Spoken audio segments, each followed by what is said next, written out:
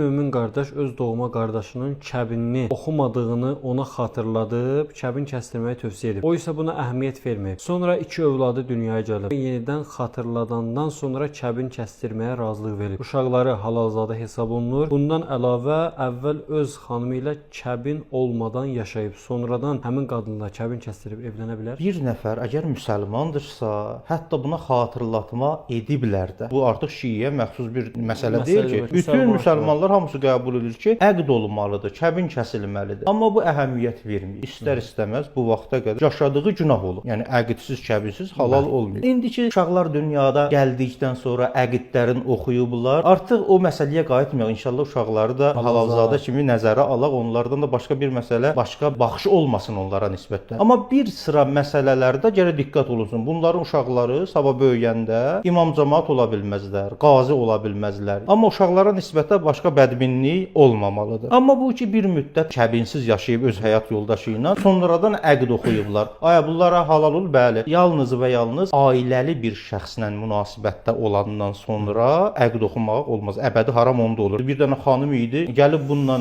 ailə qurub, yəni zaksları da vardı, dünyəvi qanunlardan da riayət ediblər. Sadəcə olaraq səhlənkarlıq ilə bu vaxta qədər günah ediblər. Bundan sonra əqd oxunandan sonra heç problemi yoxdur.